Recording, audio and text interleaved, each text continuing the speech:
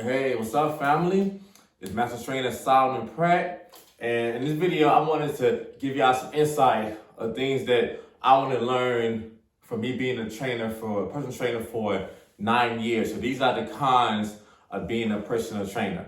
All right, so number one, being a personal trainer is a sales job. So if you don't like to sell, I would suggest you not being a trainer, unless you have a good system set up where you have people who are pretty much just bringing you clients, bringing you leads, but still, you're gonna still have to be able to sell. So yeah, being a trainer is a sales job. And especially if you're planning on working in the gym, you're gonna have to be able to sell.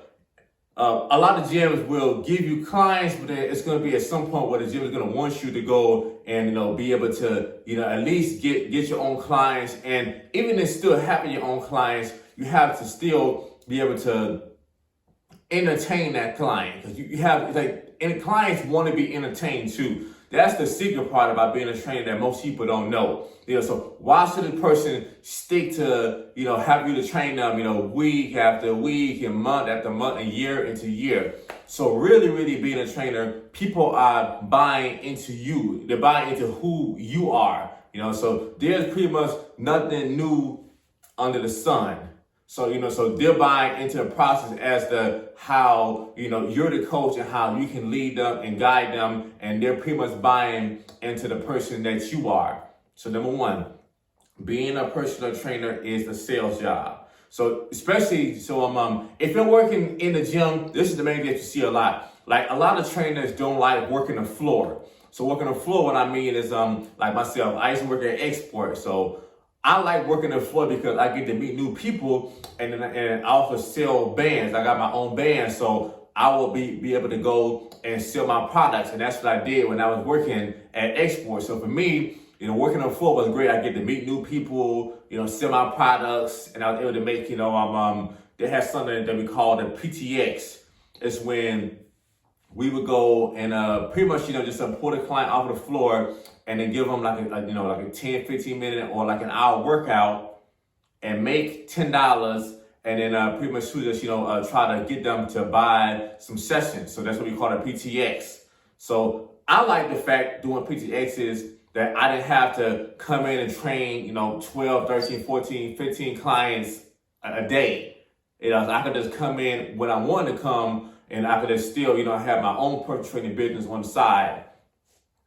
Because I had it a little bit different because I originally started off working for myself, being a trainer, and then later on, when I was about 5 years in, I had a time period, and I was running kind of low on clients, and then I needed some money right now, so I just put my ego aside and I started working in the gym. So so for me, from getting people on my own to working in a gym was like child's play, so it was easy for me because, I've been hustling, being a trainer and getting people. So that was one of my core strengths, was getting new business. So yeah, so definitely. So if you don't like to sell, so I would suggest you definitely not being a trainer full time, still just keep you a job and, just do it, part time, and still just work on building up your fan base.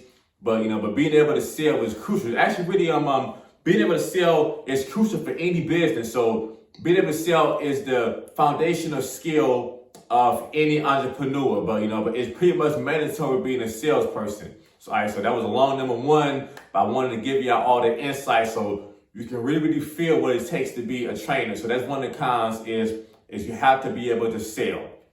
And the other thing is I want to break down number two. So number two, pretty much too, like being a trainer is you're going to be dealing with people who are lazy. This culture now with social media have made people so lazy. People want everything right now. Instant gratification. Like today, I was at GNC buying some vitamins, and the one lady, who was the sales lady or the person who was like managing the store, just just running the cashier. I was talking to her and I asked her, did she work out today? And she said, I don't work out. I said, I'm lazy. Which I'm like, to me, that was pretty much a dumb thing to say if you work at GNC, but but I get it. She's 19, she was a cute girl, but nowadays, so there's women tell you that right away. Oh, I'm lazy. They say it like, it's a badge of honor. Oh, I'm not working. I'm lazy, but really it means that, to me, it really means like, oh, I'm sorry, but that's not really out there the smart thing, to say that you're lazy, just whatever. But you're gonna be dealing with people who are lazy, people who don't want to put in the work. So that's the issue.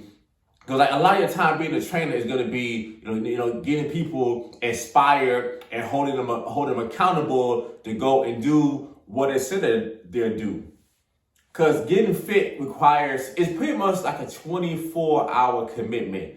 You have to go and make these promises to yourself when it comes down to you getting your rest, you not, going out and, getting drunk with your friends, you eating certain foods, certain food that's healthy, it's going to nourish your body, feed your body. So it's a lot of sacrifices and commitments you're going to have to make to yourself, because you can't go out there and do what everybody else is doing.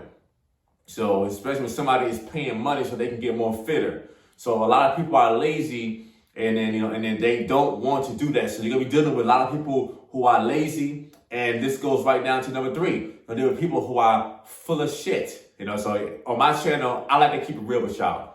Most people are full of shit, and that's one thing that you learn and you see really fast being a trainer. Everybody's gonna say, oh, I'm ready, I want to get this body, I want to get right, I want to look this kind of way, I'm a 10, but once again, just them saying that, but the main question is their actions showing, are they willing to pay right now? Are they willing to start as soon as possible? Are they trying to put it off? So that's what you're going to deal with too, just a lot of people are full of shit, it sounds good that they say that they want to have a fit popping body, they want to look good, the women want to have a bigger butt naturally, they want to have a toned stomach, they want to look fly. But they say that, but most of the time people are full of shit. They're not willing to put in the work, they just want something quick. So you're going to deal with it a lot. So a lot of the business of being a trainer is you're going to have to decipher the real from the fake, in the perfect world, a person would say that they want to work out, they really need help, they really want a trainer to hold them accountable and to help them be better. But a lot of times, most people just say that, but they don't want it, And then the other thing you're gonna run into is a lot of people, they don't respect what you do as a trainer. They think that trainer just be at home, just flirting with women all day, talking stuff. But still, they don't understand that this is still a business. So, so a lot of people, so that's the other thing. A lot of people, are full of shit, and you're gonna realize that a lot being a trainer. I like to say what it is. I'm doing this for 9 years. I done trained thousands of women, hundreds of men, and it's one thing that you quickly see. Most people are the same. So it really comes down to a person's character. So you have to work on getting in the habit of, deciphering a person's character. The person has to have at least a little bit of confidence and like a little bit of belief in themselves to go and say, okay, I'm gonna come on this time. I'm gonna invest this in. So it's a certain fundamentals the person has to have in themselves, for them to be a good student. So yes. So okay. So now we're gonna go into number 4 as to how pretty much too, that it's tough being a trainer is pretty much when you work in a big box gym, the gym takes most of the money. So the gym is gonna be, I know that when I was working at export charge, let me see, it was like $60, $55, and and if you had one certification, they would pay you like $13, $14. They would pay you that, and then that's just for the whole hour. So that's why myself, I actually prefer to do the PTXs because I could make $10 in 10, 15 minutes. So yeah, so the gym is going to take most of the money because number one, the gym is pretty much bringing you clients. So when I was there, they gave me only a handful of clients. They were like solid, like he can get his own people. So so when I was at the gym, I got most of my people. But then most trainers who work at the gym, the gym is going to give you clients. So yeah, so since they're giving you clients, you got to pay the salesperson who went and pretty much sold them those a bunch of sessions. So they have to get paid a certain amount. The gym has to take their cut. So yeah, so out of, just depending on the gym is going to take at least 50% of it. And then they're going to want you to keep getting people to go and, and still pay for those sessions. And they give you a small percentage of it. But this is the part about the gym, that it's a major thing that I can't stand working in the gym is pretty much to, let's say that if you have a client and like the client is late all the time, and then you're talking to like, man, you're basically affecting my schedule with my other clients. And this happened to me a number of times. So like sometimes the client would get mad at you for holding them accountable and charging them for that session by them not coming or just, being late and messing up your whole schedule. And then what they'll do is the client will go and request another trainer. So even though, let's say that, I sold Anna, I sold her 20 sessions, and then like this is now the third session, and then now man, Anna, I'm telling her like, man, you can't be canceling because usually the gym has a 24-hour policy that if you go and cancel within 24 hours, the gym is going to charge you, and you're going to forfeit that session. So for the most part, they pretty much leave it up to the trainer to go and enforce it, so and then after a certain amount of time, you try to give people a break, but for the most part, they're going to keep doing what you allow them to do. So when you go and pretty much tell them, oh man, if you cancel within 24 hours again, I'm going to have to, you're going to forfeit that session, and they get mad at you, and then suddenly, they want to speak to the manager or the GM, and they'll say that they want to request another trainer. So you thought that you would have made, all that money for training them for 20 sessions, but all what you got was only 3 sessions out of that money. So that's the part about it that it really sucks working in the gym. But when you work for yourself and a person paid for 20 sessions, and then, and then basically you had to stay and talk with them, so the person is going to either, do better next time, or they're going to just stop coming, but then you're winning because you already got your money. So yeah, so all right, so that was number 4. And now this is the other thing I want to break down, like number 5. You're going to spend a lot of your time waiting on clients. That pretty much sucks. Doing the one-on-one training. So you'll be waiting people. Most people are late, 5-10 minutes late, or, people don't show up. And one thing that I learned a lot is, pretty much anytime that I schedule somebody to come for the first time and then the person never showed up, they never called, nothing came about that. Nothing. So, so just, so that just shows a person don't respect what you do, and they don't respect you, and then that's the basic character flaw. So a lot of people have that. So you're going to spend a lot of time waiting on people. Even sometimes, your favorite clients, things are going to happen, where basically, they can't come, or, it's going to be something. So you're going to spend a lot of time waiting on your clients. So that's actually a con, but if you're at home training people, or, so it's not as bad, but you're going to spend a lot of time waiting on people being a trainer. So yes. And what's the other thing? Oh yeah, so this is a good one too. So number 6, this is the harsh reality that I face a lot. So when you're training somebody, especially if they have a boyfriend or a spouse, a lot of times their partner is going to be hating. I experienced that a lot. And it's really sad because then, you would think that, their partner would want them to be stronger, to be fitter, to be more confident. But I learned the hard way. For the most part, that's not true. For the most part, most people, their partner don't want them to be really, really, especially guys. Like a lot of guys, I learned a long time ago that they really don't want their woman to be really fit, because a lot of guys are like, tricks, and simple suckers. So, so they're afraid that when their woman gets more fitter, oh man, so, another guy finna take her. Oh man, somebody else that got more money than me now is gonna be at her. So like a lot of times it brings out a lot of insecurities out, of their partners. So a lot of times the partner is going to be hating, and a lot of times the partner is going to be mad that, that they're paying you to go and get them more fitter. And then they'll be trying to say stuff like, well, they can train them. But once again, you know that they're full of shit because you're the fittest professional. So you train people for a living while this person, haven't never got paid to train a body. So if people don't pay you for what you do, you're not a professional. You're not that damn good. So you're going to experience a lot of people hating. So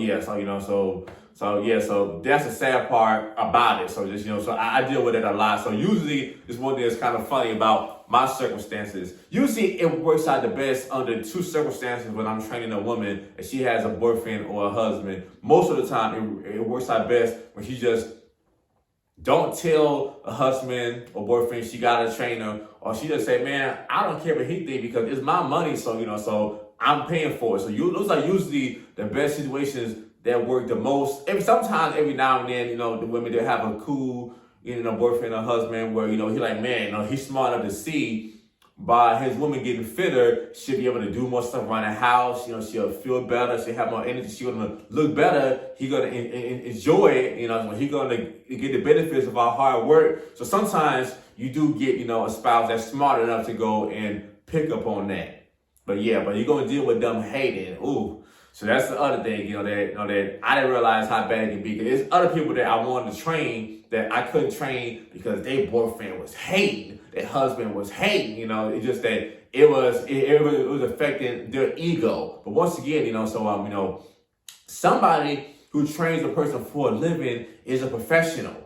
Versus somebody who can just get themselves in shape. It's two totally different things. And also, being a trainer, like I said, once again, it's about keeping a person motivated and having the skills to keep, forcing their body to change. So it's not that simple.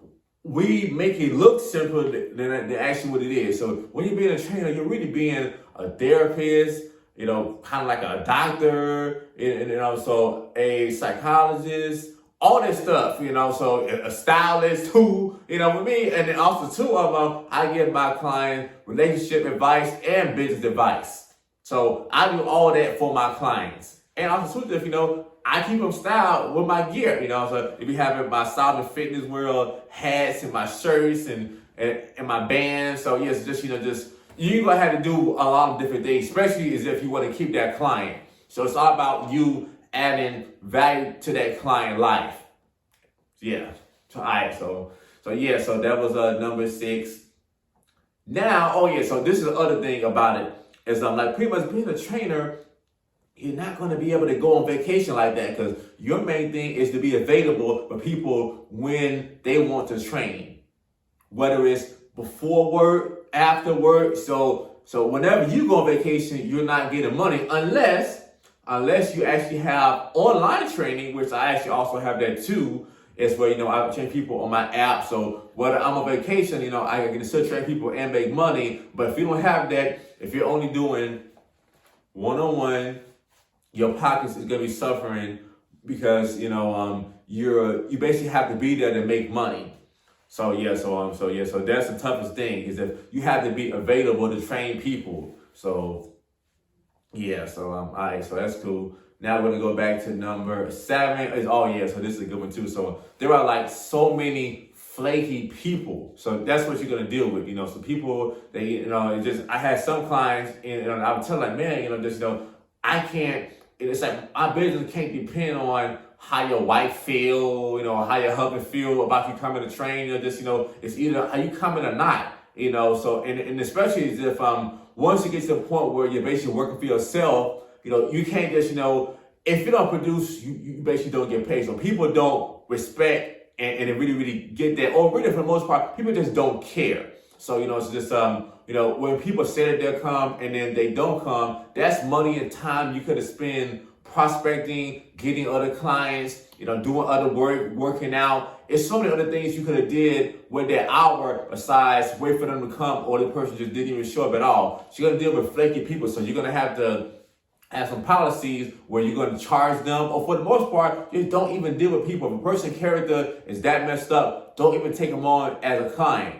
And I know in the beginning it's hard because you pretty much need money, but some people are not worth training. If the person is a headache and then they're so funny acting, I had a few people like that. But for the most part, pretty much now, especially now, all my clients that I train, I enjoy training them. But I had a few people and they was terrible, and I was like, man, I was so glad when their sessions was over. So you run into that nightmare clients. Oh yes, I'm gonna give you a breakdown to me of what a nightmare client is.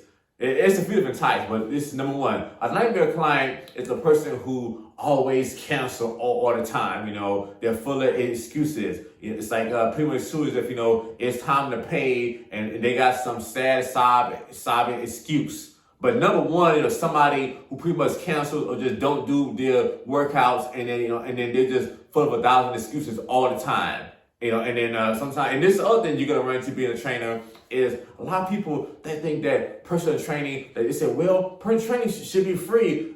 I already got a gym membership. And once again, they're ignorant to the fact that, okay, having a gym membership is one thing, but paying for personal training is always separate. When you're having a coach, you're having a teacher, to go and then give you one-on-one attention, it's going to dial you in where the trainer is focusing on you. You have to pay for that separate. And people be thinking personal training, it should be $10, $20. You get what you pay for. Like when I was younger, when I first started out, I was training people $30 a session. And one thing that I pretty much learned soon enough was that, that when you have a cheap price, you're going to get raggedy clients. You're going to get people who don't respect what you do. So you got to charge a certain amount to get a better kind of client. So I learned that the more a person pay, the more they pay attention.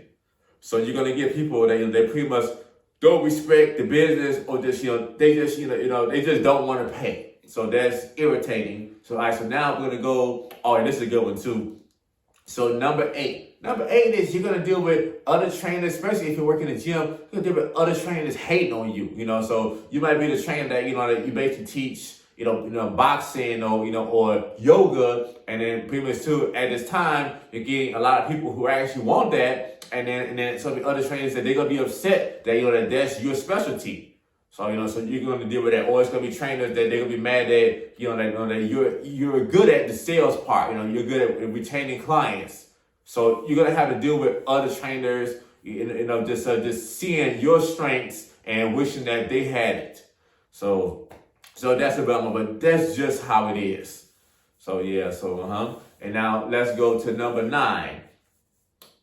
So number 9, I think, is the hours. So pretty much, a lot of times you're going to want to spend time with your family, your kids, but really, a trainer hours is going to all depend on when the people are available.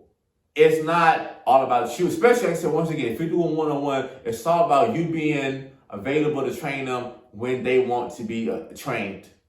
So that's what it's all about. So I'm just glad that I haven't had this in years. I haven't had nobody that I had to train at 5 a.m, So, if I had to, I would do it. But usually I pretty much start off, my training day at 8 o'clock, 9 o'clock, mainly 9 o'clock. But if I had to, sometimes, I would train people at 8 o'clock. I would do that though. Usually I stay up late because I'm like editing my online programs for my clients. So I hope this video helps, and I want y'all to help me. I'm trying to get my first 2,000 subscribers. So can you please help me and pretty much achieve this goal by you subscribing to my channel? And yes, I would really appreciate that. Thank you so much. And yes, y'all, so I'm gonna make some more videos about the personal training business so it can help you, whether you're a new trainer or you're an older trainer. So it's always important to just be willing to learn from other people to get different perspectives. So y'all, also too, I got the hats available, the Style and Fitness World hats. I got the shirts. You can get your bands. I got the ankle bands, the booty bands, and the power bands. You can use those to train yourself and your clients. And then if you need online training, I also offer online training, so you can send me a message about that. So I want y'all to enjoy your day, and I see y'all next time. Remember, there is a consistent, healthy version of yourself inside of you. I'll see y'all next time.